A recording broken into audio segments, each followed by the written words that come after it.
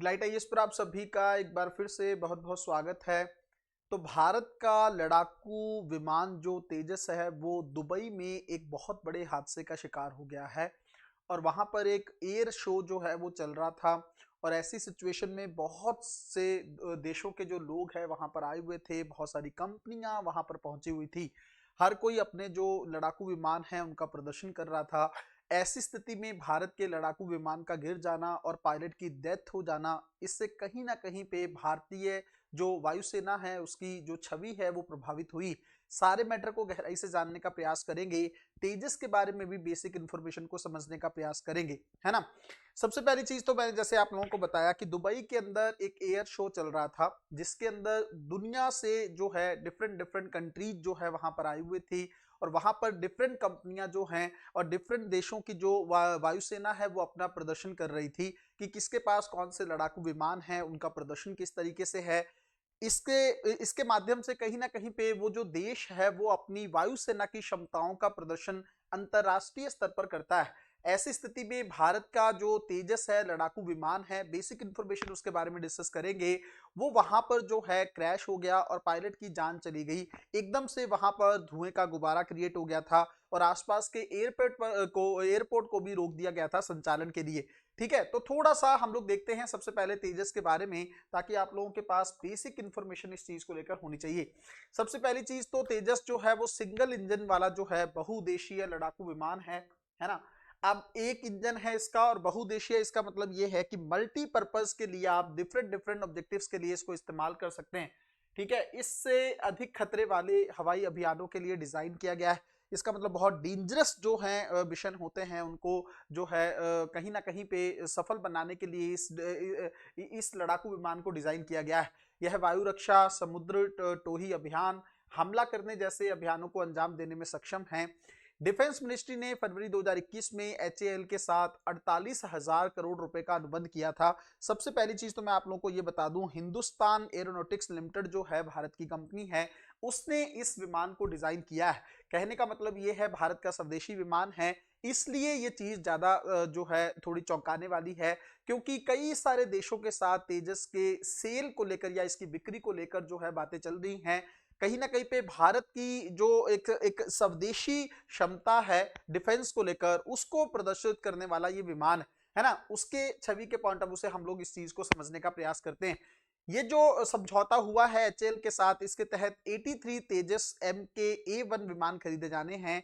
LCA तेजस MK-1A जो विमान हैं, इनके 97 विमानों के निर्माण कार्यक्रम के लिए इंजन और सहयोगी पैकेज की जो है इसका भी एक करार किया गया है। तो कहीं ना कहीं पे आपको याद क्या रखना है, एक तो बहुउद्देशीय विमान है ये, है ना, सिंगल इंजन इसका है, डिफरेंट जो है पर्पस के लिए इसको इस्तेमाल किया जाता है। खतरे वाले जो मिशन होते हैं उनको अंजाम देने के लिए इसको डिजाइन किया गया है। भारत ने स्वदेशी रूप से इसका जो है निर्माण किया है। उसके अलावा अगर थोड़ी और इंफॉर्मेशन इसके बारे में जानने का प्रयास करें तो आप देखेंगे यह एक single pilot single engine aircraft है, एक ही व्यक्ति इसको चला सकता है। यह अपनी क्लास का सबसे हल्का और सबसे छोटा multi role supersonic fighter aircraft है। सबसे पहली चीज तो जैसे एक एक वर्ड करके अगर हम लोग समझने का प्रयास करें, सबसे छोटा है और सबसे हल्का है, ये इसकी खूबसूरती है और ये इसकी सबसे इंपॉर्टेंट विशेषता है जिसके चलते जो है इसकी सेल की जानी है।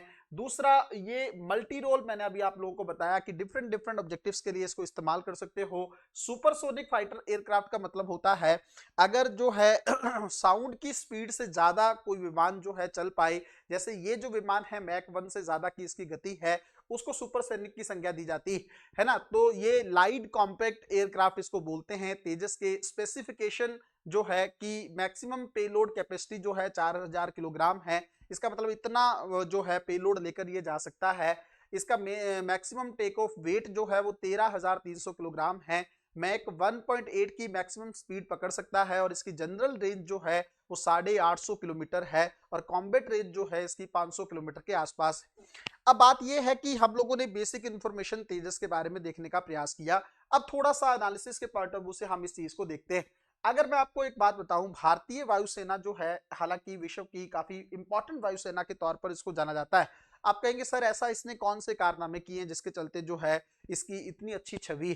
आपको पता है कि भारत ने जितने भी युद्ध जो है पाकिस्तान के साथ लड़े हैं, इवन चीन के साथ भी जो हम लोगों ने युद्ध लड़ा था, वहां पर वायुसेना का एक इंपॉर्टेंट रोल रहा है ना। दूसरी चीज, कारगिल का वॉर आपको याद होगा, उसमें भी वायुसेना की एक बहुत ही बड़ी भूमिका रही। तो चीन के पास अपनी वायुसेना का दिखाने के लिए कुछ नहीं है। कहने का मतलब ये है कि चीन की वायुसेना ने अभी तक एक भी युद्ध नहीं लड़ा है, जबकि भारत की वायुसेना कई सारे युद्ध लड़ चुकी। तो ये एक बहुत ही पॉजिटिव पॉइंट है। दूसरी चीज मैं अगर आपको बताऊं, भारतीय वायुसेना के सामने प्रमुख चुनौतियां हैं क्या, है ना, कौन कौन सी चुनौतियां हैं जिसके चलते वायुसेना को लेकर कई बार जो है विचार जो विश्लेषण होता रहता है। सबसे पहली चीज, इसी टॉपिक से जुड़ा हुआ एक प्रमुख मुद्दा है, वो ये है कि भारतीय जो वायुसेना है उसके पास लड़ाकू विमानों की कमी है ना। कई बार जो हमारे एयर मार्शल चीफ है उन्होंने कई बार इस बात को बताया है कि जो भारतीय वायुसेना है वो लड़ाकू विमानों की कमी से जो है गुजर रही है। कल को जैसे आपको पता है कि हम लोग चीन को एक खतरा मानते हैं, पाकिस्तान को एक खतरा मानते हैं, बट अगर भारत को एक साथ इन दोनों के साथ युद्ध लड़ना पड़ जाए, ऐसी सिचुएशन में हमारी वायुसेना बहुत अच्छे से तैयार होनी चाहिए, है ना। एक चीज तो ये है। अब लड़ाकू विमान जो है हम स्वदेशी रूप से, जैसे हमने तेजस बनाया है, कई और लड़ाकू विमान हम लोग पैदा कर जो है उनका उत्पादन करने की कोशिश कर रहे हैं। और एक चीज और है, जैसे आप लोग जानते होंगे कि राफेल की जो डिलीवरी है उसमें भी डिले हो रहा है।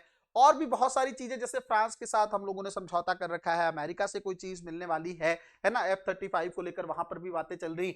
तो ऐसी सिचुएशन में जो उन समझौतों को होने में बड़ा टाइम लगता है, और उस तरह के समझौते होने के बाद जो ये लड़ाकू विमान है इनकी आपूर्ति में भी काफी सारा समय लग जाता है। इसको लेकर कई बार जो है हमारे वायुसेना चीफ जो हैं वो नाराजगी दर्शा चुके हैं सरकार को लेकर, कि अगर आप इस सिचुएशन में वायुसेना को रखेंगे तो कल को अगर कोई सिचुएशन क्रिएट हो जाती है तो शायद वायुसेना पूरी तरीके से रिस्पॉन्सिबल नहीं होगी, उसकी जिम्मेदारी सरकार को ही लेनी होगी। तो एक बड़ा इशू है कि ये हमारी चुनौतियों का जो है सामना कर रही है, लड़ाकू विमानों की कमी है भारत के पास। दूसरी चीज मैं अगर आपको एक बात बताऊं तो टैलेंट की भी कमी है। इसका मतलब क्या है, जो इस तरह के विमान हैं इनको चलाने के लिए बहुत अच्छी स्किल की जरूरत है। जैसे अभी आपको मैं बताऊं कि वहां पर जो हादसा हुआ है वहां पर पायलट की जान चली गई। हालांकि अभी जांच नहीं हुई है कि ये हादसा हुआ क्यों, क्योंकि आज की ही ये घटना है, 2 बजे के आसपास ये जो है घटना दुबई में घटी। तो अब इसकी इंक्वायरी होगी कि क्या जो है विमान के अंदर कोई प्रॉब्लम थी या पायलट की तरफ से कोई गलती हो गई है उसके चलते ये हादसा हुआ। अभी इसकी इंक्वायरी होनी बाकी है, उसके बाद ही चीजें पता चल पाएंगी। तो पायलट वाला सीन जैसे मैंने आपको बताया कि प्रतिभा की भी अभी उसको लेकर भी काम करना बाकी है, स्किल की भी कमी है, जाकि जितने भी एयरक्राफ्ट हम लोग स्वदेशी रूप से तैयार करें या विदेशी रूप से आयात करें, उनको चलाने के लिए एक बेहतरीन कैपेसिटी हमारे पास होनी चाहिए। तो ये भी एक इशू है वायुसेना के सामने, इनको लेकर भी हम लोगों को थोड़ा सा काम करने की जरूरत है, ताकि हम टू फ्रंट वॉर, जैसे मैंने अभी आपको बताया कि अगर चीन और पाकिस्तान एक साथ भारत के साथ लड़ने की सिचुएशन में आ जाते हैं, तब भारत किस तरीके से उसका मुकाबला कर सकता है। तो पूरे मैटर को गहराई से जानने का प्रयास किया हम लोगों ने। मिलते हैं अगले वीडियो में, तब तक अपना ध्यान रखें, अपनी पढ़ाई को बहुत अच्छे तरीके से करते रहें। बहुत बहुत धन्यवाद।